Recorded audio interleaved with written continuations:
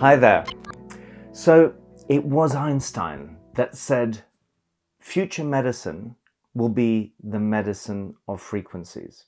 Now, it's pretty crazy you could say that someone as bright and as intelligent as Einstein would be sitting there, over 100 years after he said this, and frequency medicine is certainly not the kind of medicine most of us get when we go to a hospital or clinic. Obviously, there are examples of it. MRI is a great example, but ECG or EEGs, measuring the rhythm of the heart or brainwaves from the brain, are examples of energy being measured. But what particularly hasn't happened is actually seeing this transition towards using frequency, particularly for treatments. And the case we're making is that actually we're now at the juncture of understanding that biochemistry and molecular biology are very limited ways of looking at the human body. So why might this be? Well, the key driver is that the pharmaceutical industry has been controlling the research space, the education space, and certainly the products and even the services that are available in healthcare. And there was some fascinating work going on in the early part of the 20th century, and most of this has been completely nailed. In fact, regulators like the FDA in the United States basically knocked it out of existence and has generally reacted very negatively to many of the kind of frequency technologies that might pose a threat to pharmaceuticals. So when we look at the extraordinary people, there are a handful of them. People like Albert Abrams, that was really seen as the father of radionics, probably the first person to really, in a practical sense, recognize that in medicine, it is really important to understand that each and every atom and molecule in every cell is vibrating at a certain frequency. And we can understand more about these vibrations and these resonances, we might be able to treat it. And of course, there was a whole lot of devices that Abrams developed that he argued and claimed could cure pretty much all diseases. And like many of the founders, many of the early pioneers, he ended up dying penniless. Then there was Royal Raymond Rife, extraordinary inventor. The dark field microscopes. He had developed microscopes that could magnify to the power of 17,000 times or more. Extraordinary. And then he also developed these plasma devices that could alter the vibrational state of living things, including humans, and also develop machines that we know today as Rife machines. And there's a very wide range of technologies that use these Rife frequencies that have also been found to create many benefits. And of course, they've also been hounded. And sadly, again, Raymond Rife died in a hotel room, almost penniless once again. You've then got the great Germanic tradition. Reinhold Voll was really the father of electroacupuncture pressure. There's a lot of bioresonance technologies that have developed subsequently. And of course, he was one of the first to really bring some of this understanding of the biofield and the fact that the body has this dual energy system that is built from frequencies, from energy, basically alongside the Eastern model that includes what the Chinese referred to as qi, what is called an Ayurveda, both incredibly long-standing traditions, will refer to as prana, that will work through these energy channels, these meridians, and by using electricity and microcurrents at specific points in these energy centers and along these energy channels, you can massively magnify and shorten the duration of treatment and get astounding results. And then, of course, there's Fritz Albert Popp. And Fritz Albert Popp is really the person, the biophysicist, who really put biophotons on the map. It was understood as early by a Russian scientist back in the 1920s that there were very ultra-weak light emissions coming from cells. And in the 1970s, Popp picked up this work, called these photons, so it's a form of electromagnetic energy, very weak light, that emanates from all living cells. And in fact, much of his work over decades and his research group determined that actually it is the DNA that is right at the heart of issuing this light. So it kind of fits very nicely with the molecular biology concepts of the chemistry of the double helix also being something really quite remarkable that issues light. So we are quite literally light beings. And you can understand why some of his work later did show that when we move into a disease state, we lose some of that light, we lose some of that resonance, we lose some of that vibration. And if we can elevate that energetic state, and this is really where the whole field of biophoton therapy moves in, biontology, we can actually improve the health state. And this has even been used in cancers.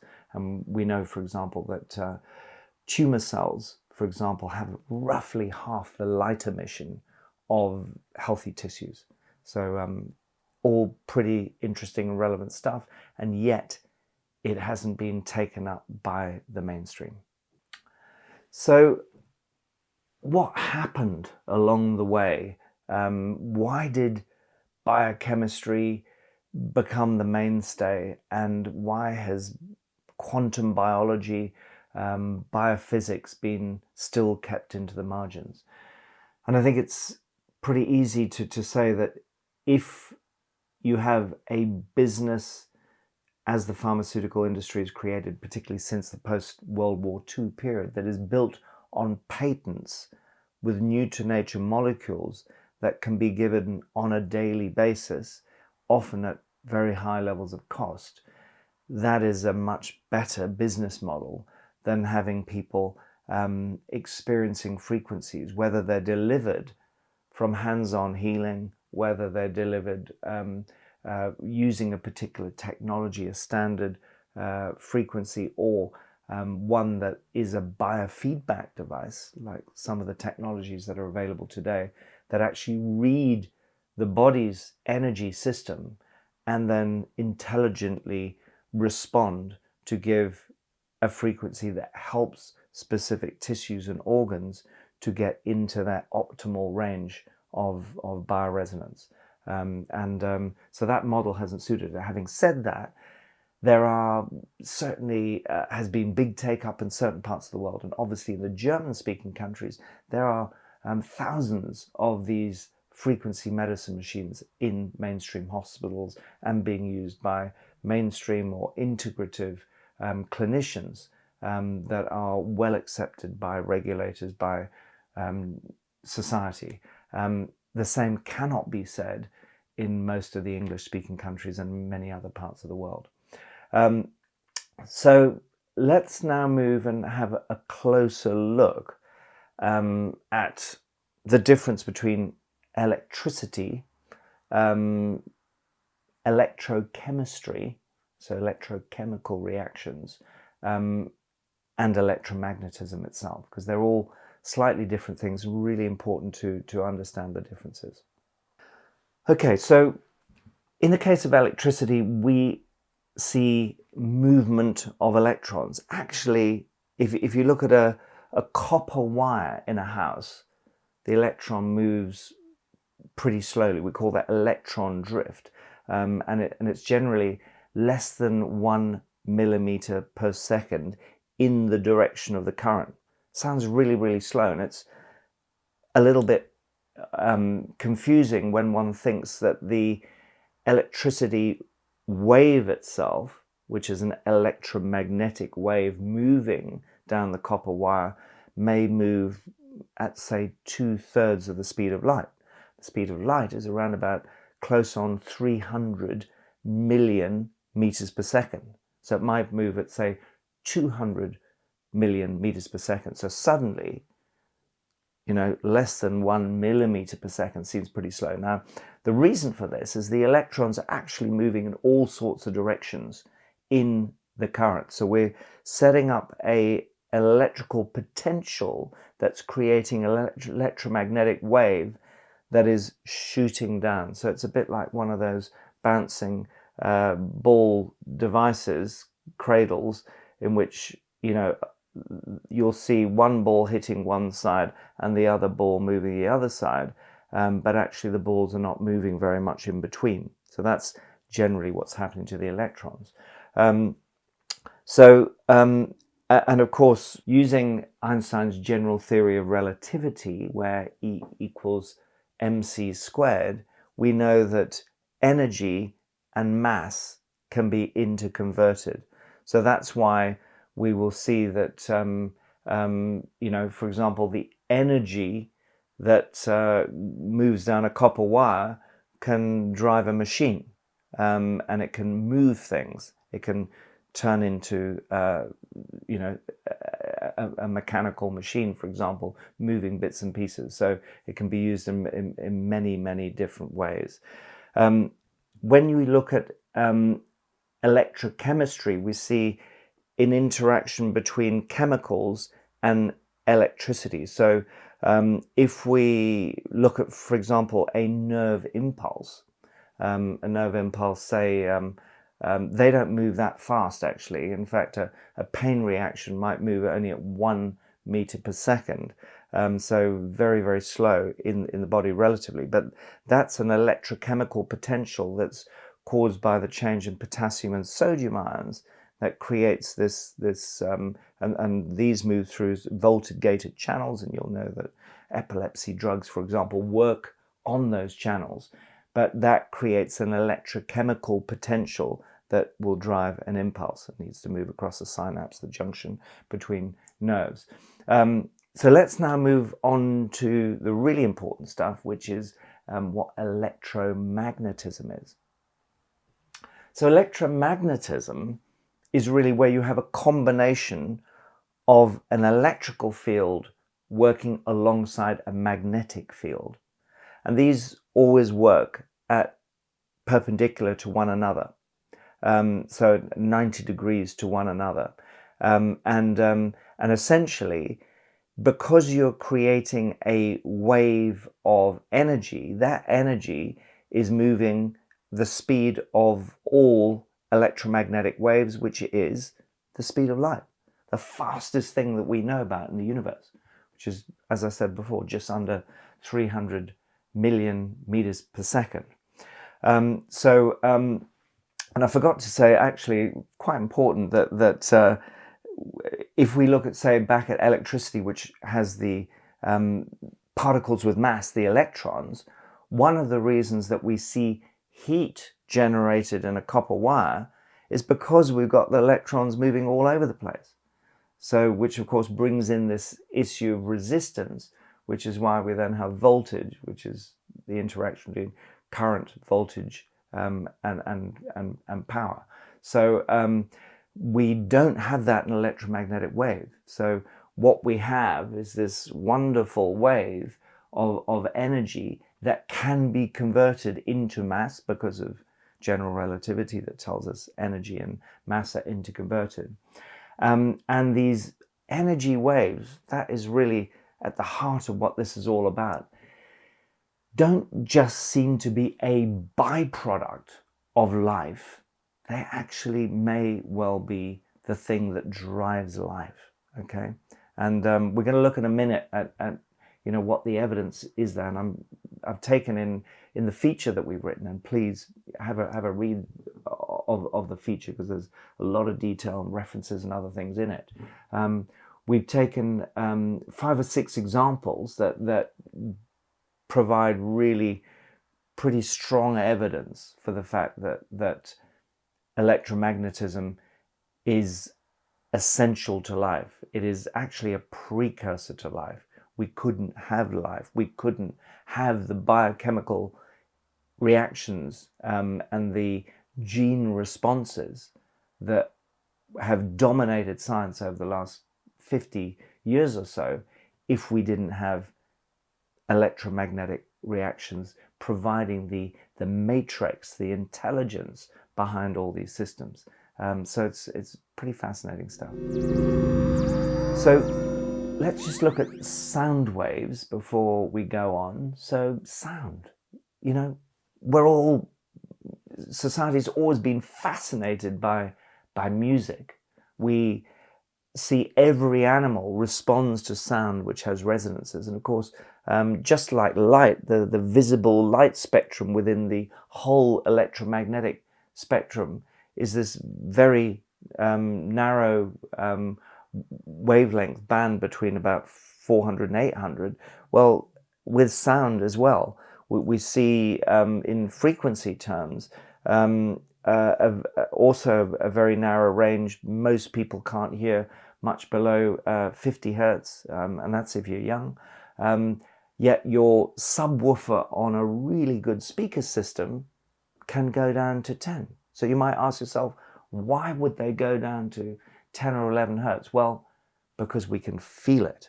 So many animals actually use sound in that way, that there is a particular resonance that is a form of communication. We don't just have to have the language that we as human beings use as our dominant system of communication. But the thing about a sound wave is you're looking again at the interaction with particles.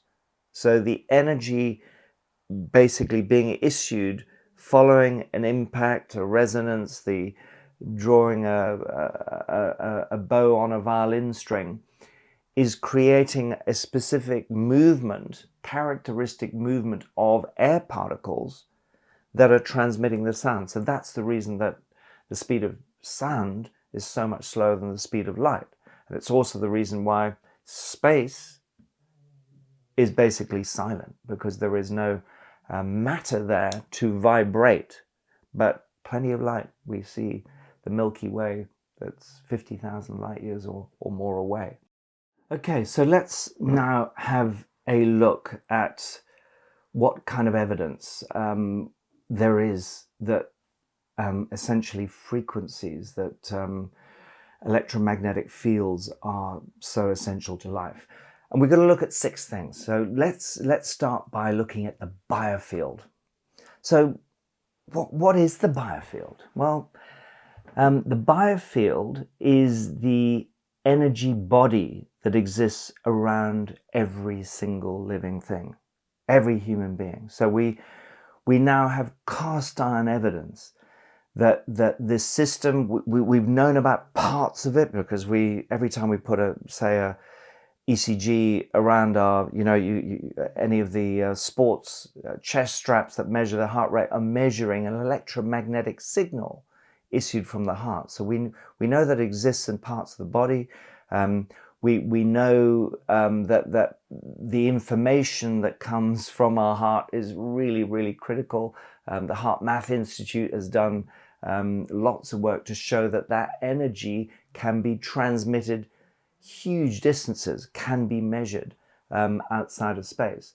But we also know that the biofield can be measured. So if you look at, say, Kirlian photography, GDV, that was developed in Russia, we can see the energy field that exists around people. And of course, certain individuals have sensory perception that is so acute, they can actually see auras. So we know that this system exists. One of the reasons that we can sometimes get a sense about someone is because of the interaction between these energy fields. And it's really interesting that many animals seem to have, again, to be more sensitive at appreciating what information is carried in this, because critical to all of this is that this electromagnetic energy and this bioelectricity that exists is all about information. It's a carrier of information. So the very fact that the biofield exists means that we can't ignore it. We have a physical body that is around that exists a second system that we can't see. Actually, we can see parts of it because we can see the ultra weak light emissions, the photonic emissions from every single cell, if we use equipment that is sensitive enough to do that, which Fritz Albert Popp's group were really the pioneers in. But in essence, we need to take note of the fact that there's this system. And of course, if you look at many forms of traditional systems of medicine and alternative medicine, there is recognition of this energetic system and how to work with it. And the very fact that we talk about improving our vibrations, people were talking about that a lot in the 1960s. Somehow they're talking about it a little bit less today. But maintaining our frequency actually is associated with positivity. So just for the same reasons that I said, when a cell becomes tumorigenic, it loses some of that resonance. So we need to be able to maintain that frequency. The second point really is that there was some breakthrough work that was published in 2009 that really confirmed for the first time that DNA strands that are identical are attracted to each other. And the only explanation, because these experiments were conducted in saline conditions free of any other electromagnetic fields, and the only explanation, it was popularized in the press at the time, saying it was telepathic communication. You'll be familiar with the 4-letter nitrogenous base pairs that specifically pair up in a very specific way. The C with the T, the A with the G, the adenine with the guanine, the cytosine with the thymine. And that occurs because of specific electromagnetic communication. So we know at this fundamental level of the assembly of the information that encodes life is actually driven by an electromagnetic process.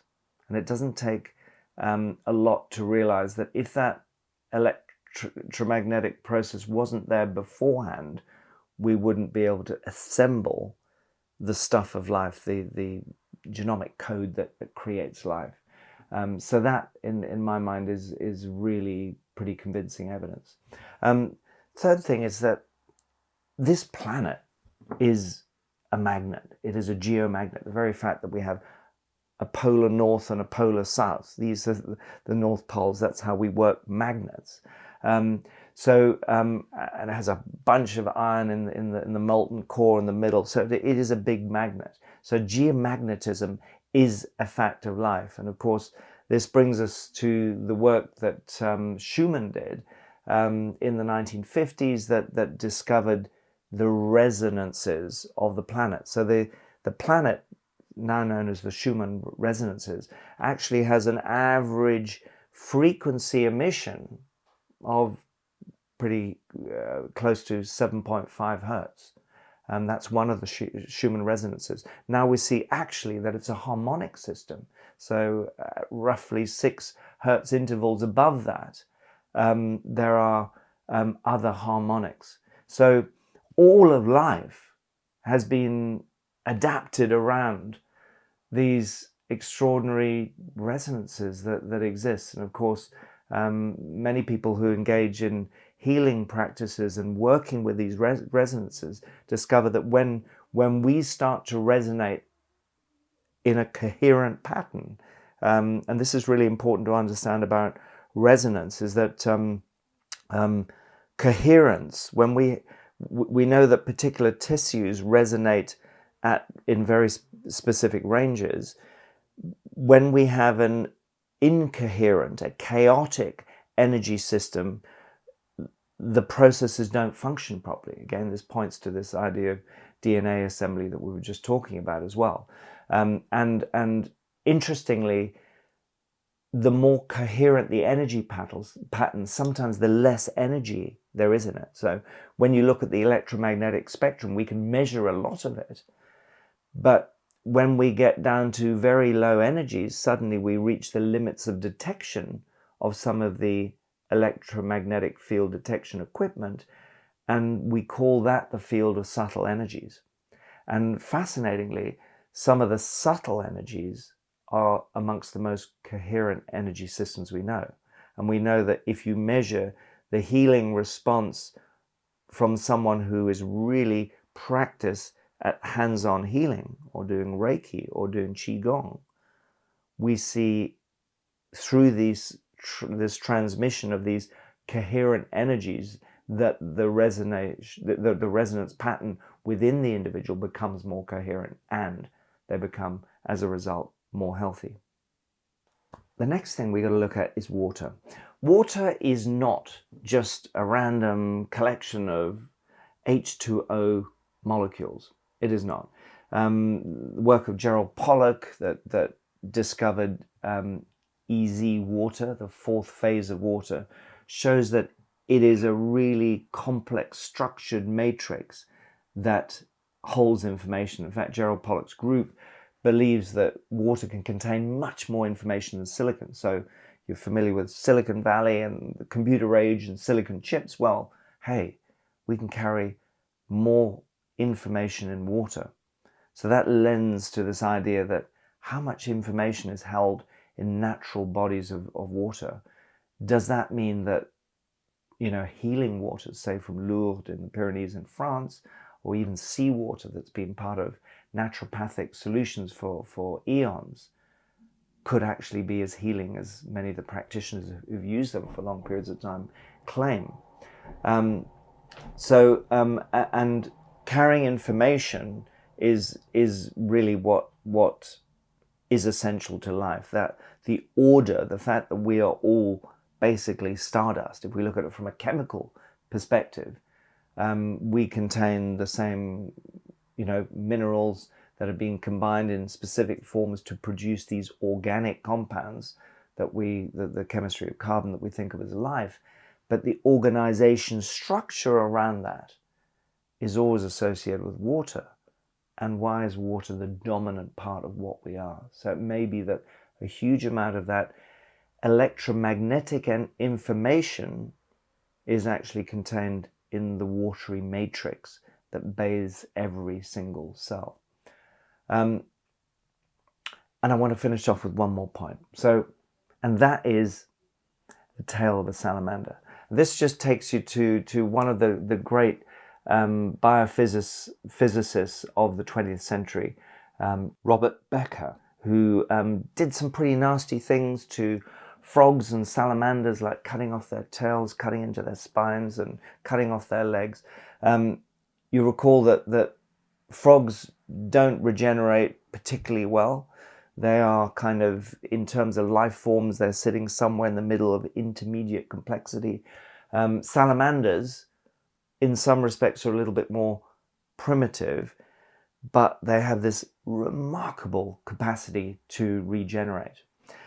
And basically, one of the things that Robert Becker discovered is the way in which they resonate is directly linked to bioelectrical currents. In fact, one of the reasons that he moved on to working with silver ions and electricity and did some groundbreaking work. He was an orthopedic surgeon by background in terms of accelerating bone healing using bioelectricity, because it provides this additional charge that sets healing processes into action, which is really moving through. It's kind of essential to life. It exists. It's massively upregulated in a salamander compared with a frog, and we can effectively recreate some of the same effects by using frequency bioelectricity, electromagnetic fields to make us more like a salamander. So that's a wrap up essentially of what we're talking about in our part 1 of our feature on frequency medicine. We're going to have our second part next week that's going to be looking much more at the devices, the technologies in this field, not so much the hands-on healing.